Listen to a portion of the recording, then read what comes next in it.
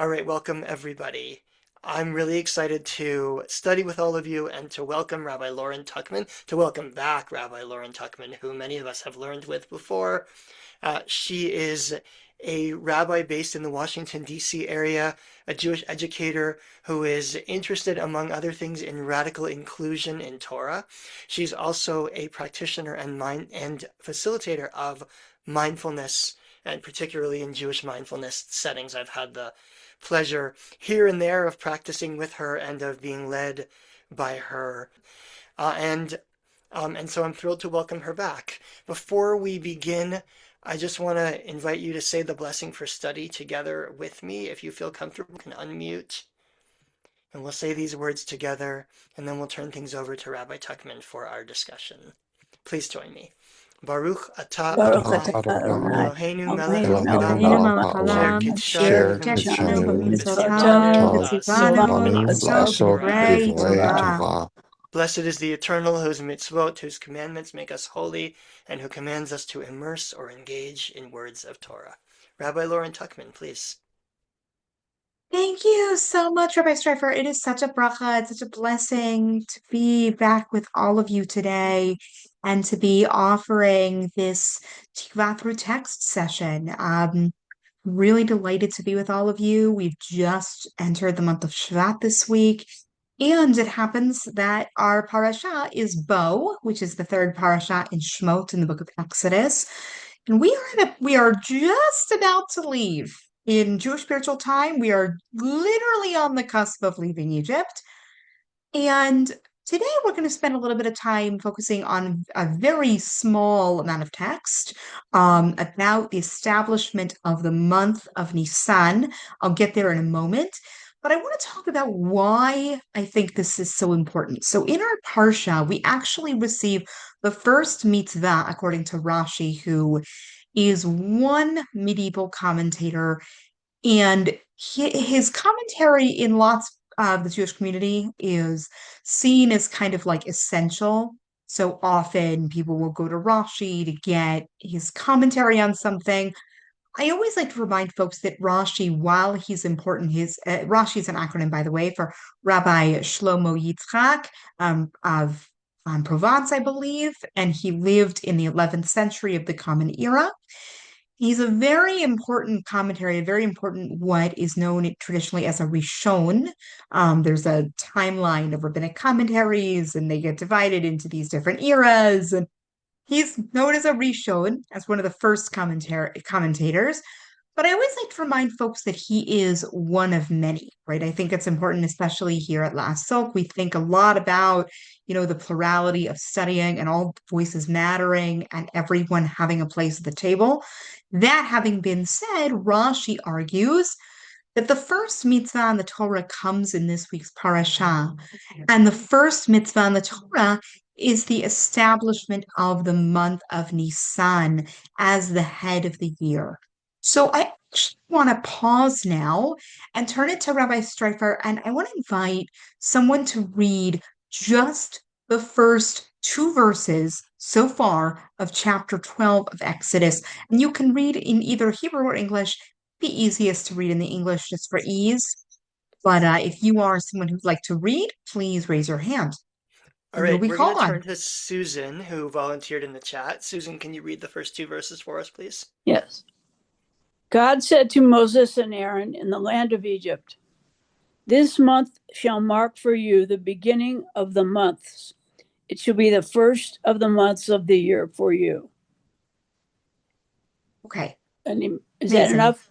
Okay. So far, yes. We're going to pause there. Thank you, Susan, so much.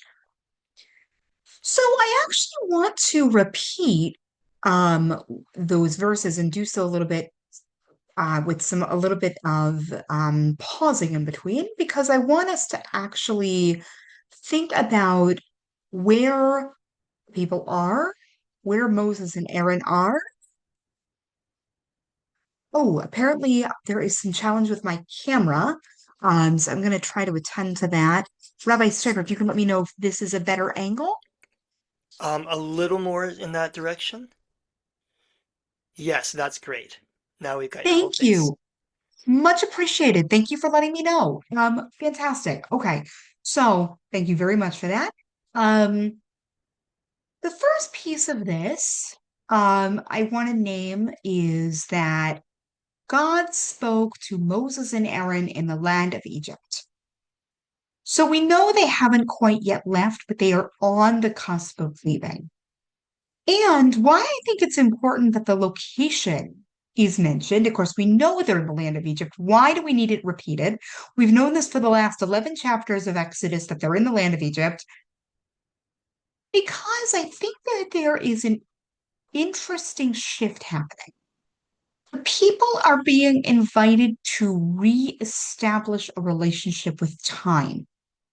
This month, the month of them leaving, is going to be forevermore the first month of the year. And to this day, we actually have 4 New Years in the Jewish tradition. We often think of only one, Rosh Hashanah, being the first of the month of Tishrei as the new year for the holiday cycle.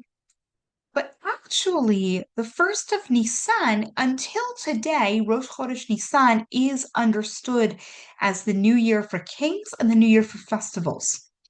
So when we think about the pilgrimage festivals, and those are Passover, Shavuot, and Sukkot, and I named them deliberately in that order, with Passover being first, Passover is the first of the holidays of the year, in a certain sense.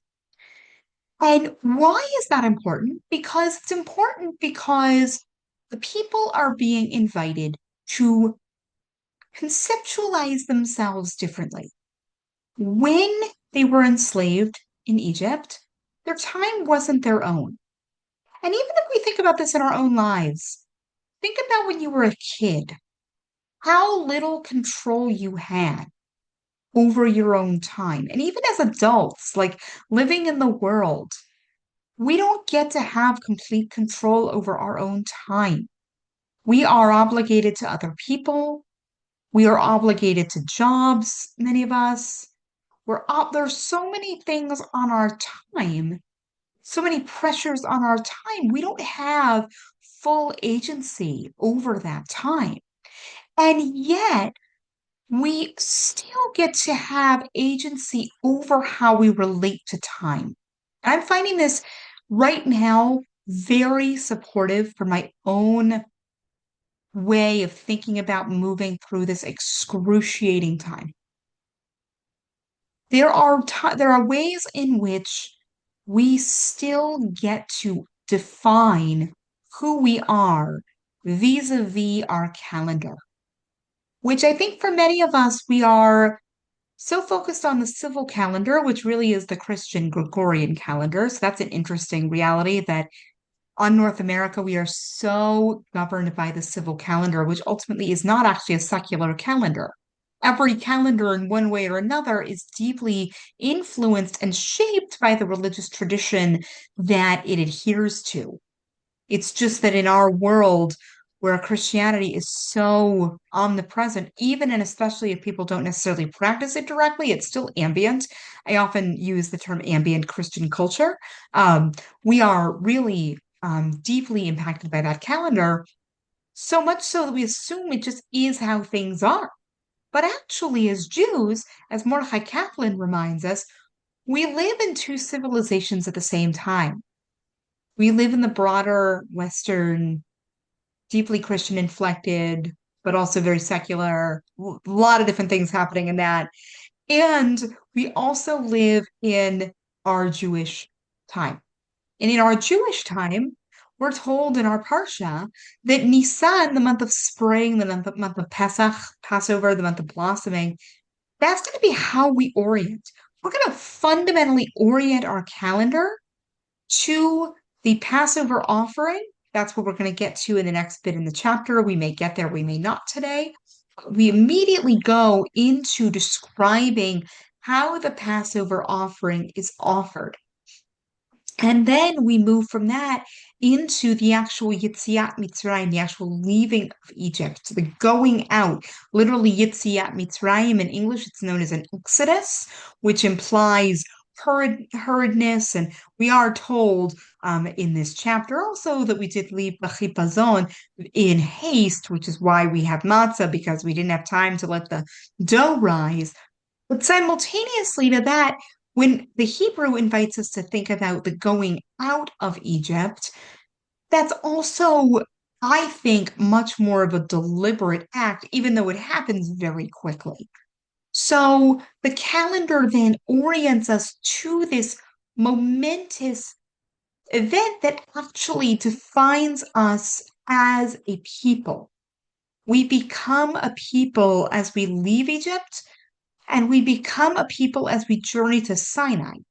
And we become a people not only in terms of our people, but we learn that there is an Erev Rav, a mixed multitude. Lots of other people came with us. And I think we know from a lot of group processes that whenever we come together as a group, any new constellation of people has its own idiosyncrasies, its own needing to form and norm and storm, to use a facilitator expression. The calendar in and of itself gives us agency over how we understand who we are and how we understand the future. We're no longer influenced by Egyptian time. We've redefined ourselves vis-a-vis this event, this redemptive event, which ultimately I think is important to say is not conclusive in the sense that we leave Egypt, but we leave Egypt only to start a longer journey. And so I want to invite us to just pause for a moment and think about our relationship to time. And I think we often think about time as this deeply finite resource, which it is.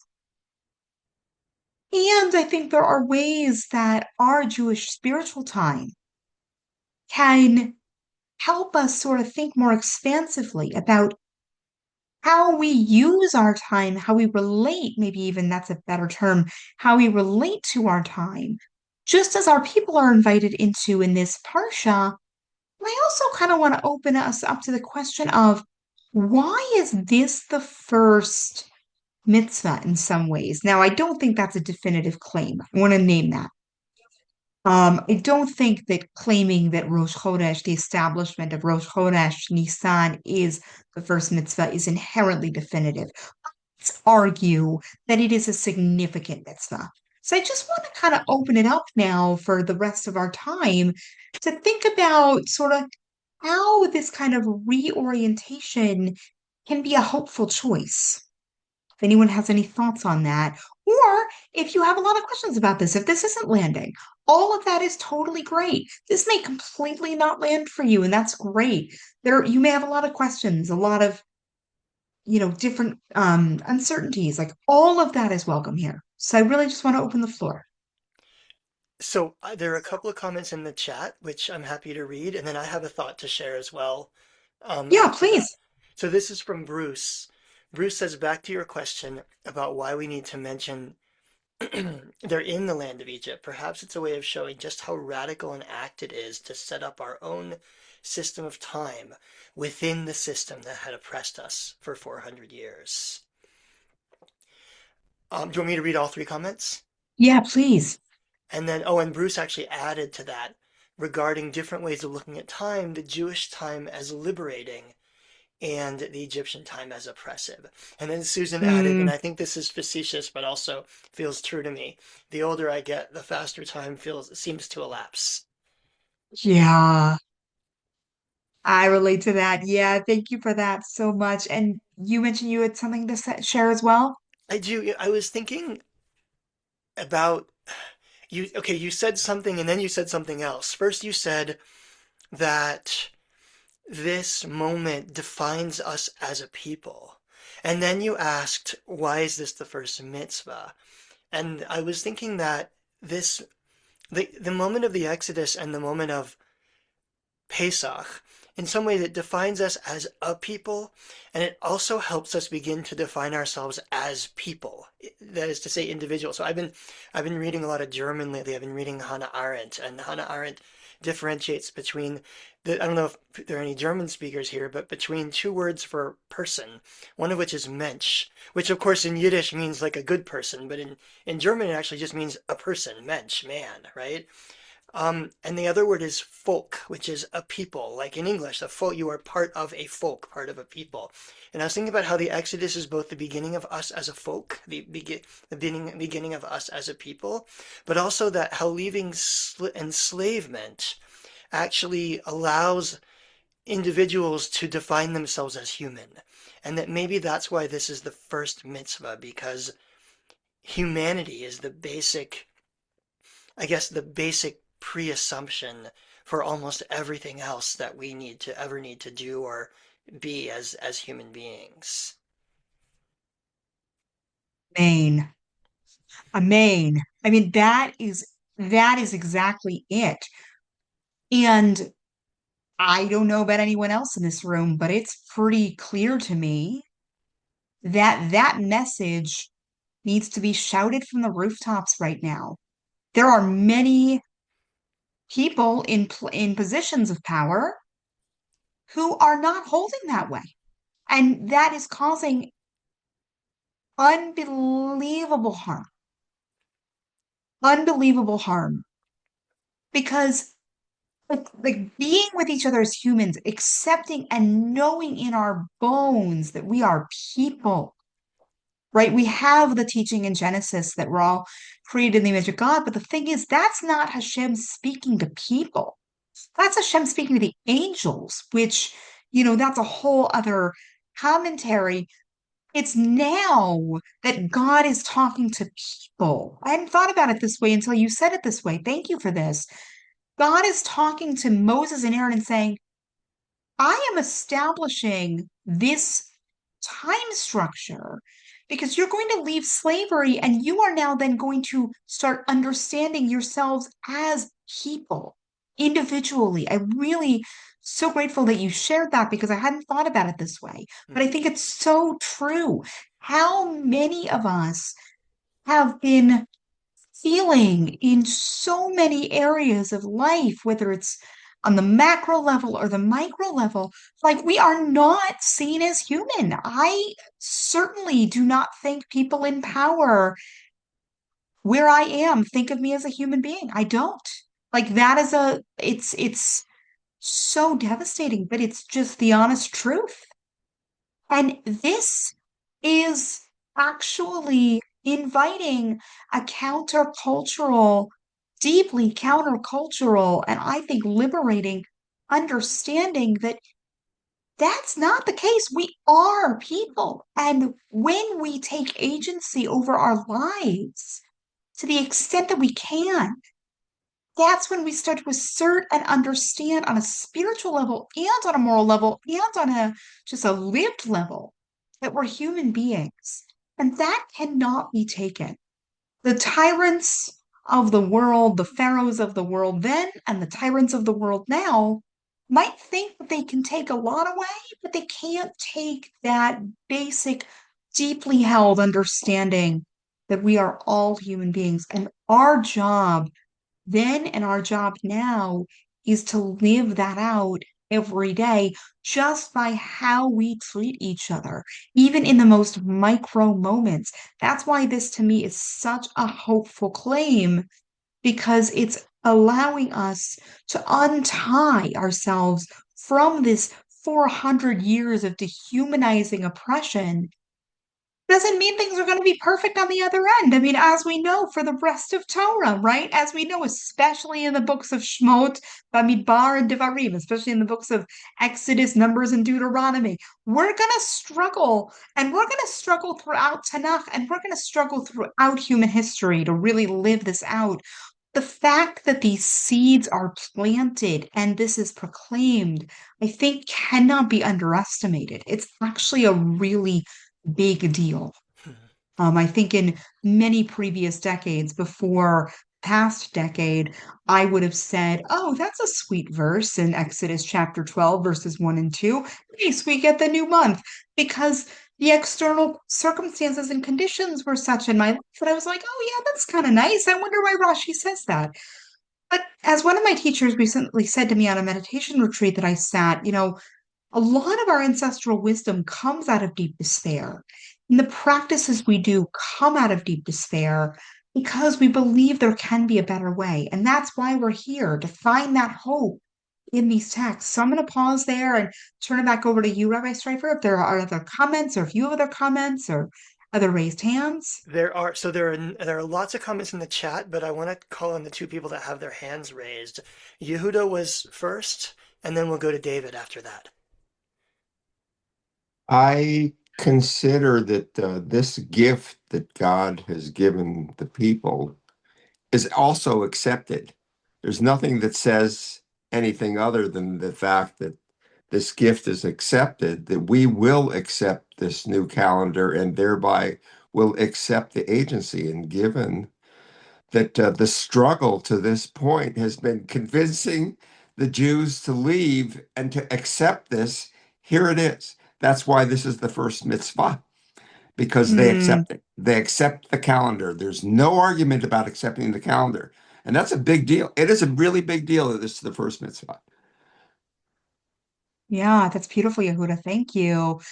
All right, we'll take the next comment as well, and then I'll hear the chat and then I'll respond more fully to everyone. So one I have the I was reading about how ICE is using children as bait to get their parents to um, uh, commit themselves to ICE to allow themselves to be taken. I mean, it's just like the inhumanity of that, and how the ICE agents lose their own humanity when they act in this way. Um, that aside, I'm confused about the idea that this creates Jews as a people, because if Jews were not a people, how were they enslaved in the first place? And maybe that's bringing a modern take to it, but if you could explain that, I'd appreciate it. Yeah, no, thank you. I appreciate that. I'm actually going to take that real quick now, and then we'll turn to the chat. So that's a really fair question. And I want to sort of better define what I meant there. I really appreciate the opportunity for clarity. Um, we become, so the Jews were a people in the sense that, of course, we were Israelites. We were living in Egypt for a while. Then Pharaoh forgets Yosef. And, then of course, and this feels so prescient, right? Like Pharaoh started to get really freaked out by all of these people who were just increasing in number, and it's so close to home, right? And so when we get the calendar, we start to have more of a national identity as opposed to a familial identity, right? So we don't lose that's my understanding, and maybe Rabbi Streifer has a different understanding of it, which I'd love to hear. But my understanding of what happens is that we start to move from a family only. We don't lose that. That's a really important part of who we are. Like I've heard us described as a huge family with many different branches. We also start to come into, to use a word that's a little bit too modern, and we don't quite fit this category, but for lack of a better word, like a national oriented identity, not in the way that we think of statecraft today, but more in the way of like we have now become this wider body, not only a family, but like greater than that. I'm wondering, Rabbi Streifer, if you have anything that you would want to add to that. That's a really interesting way to think about it. The only thing I would add is that I think there is, in the 400 years of enslavement, there is the potential for that national identity to be lost. So maybe they come down into Egypt as a family, and at some point they're transformed into a nation. And we often talk about the Exodus as that moment of transformation. And of course, there are also others who join us, right? All these non-Israelites join the Israelites and sort of cleave themselves to the people, and so in that sense we become a people. But I wonder if also there's some kind of a sense that this is the moment where we know that we will not be lost, that there will be going forward a people there to speak of, and that was never sure, it was never guaranteed until the moment of the Exodus. I love that. Yes, absolutely. I really love that. Yeah, thank you for that. And thank you for that beautiful question. I deeply appreciate it. Hmm. So we're down to Yeah, only our last 2 minutes. Do you want me to, oh, we have another comment from Yehuda, and or Rabbi Tuchman, feel free to just wrap us up, whatever you would like to do now. Um, I have another comment about the calendar that even though you mentioned initially that, there is a greater calendar that's the societal calendar, that greater calendar is still organized around Shabbat. The 7-day week is everywhere in the world. And in our own estimation of how we look at our own lives, Shabbat's the focus of our life. I don't know about other people on yeah. the screen. And therefore, that's insinuated into the greater calendar. And it's a greater calendar that's done by the whole world. So therefore, the thing we consider most important is also embraced by the rest of the world. That's a really beautiful point. Actually, I love that. And I think we can end there. And I am so sorry that we didn't have the chance to look at all the comments in the chat. But if Rabbi Streifer, if you could send me the chat, I would love that. Um, Thank you everyone so much for having me today and for engaging in this really beautiful learning together. And I'm just so grateful to be back with Last Soak. And yeah, I just want to turn it back over to Rabbi Streifer. Thank you. Thank you so much, everyone, for having me today. Thank you, Rabbi Tuchman, for being with us for this really interesting um, and I think meaningful discussion. And I see there are hearts and applauses coming up on the screen right now. People are engaged and appreciating the illuminatingness of your message. So I want to thank everybody for being here with us. I want to thank all of you for participating in this conversation. And once again, thanks to Rabbi Lauren Tuchman. And we will see you all next week, everybody. Shabbat Shalom. Hope we all have a peaceful weekend, and I look forward to a better world next week. Take care, everybody. Shabbat Shalom. Thank Shabbat you. Shabbat Shalom. Thank Shalom. you. Shabbat Shalom.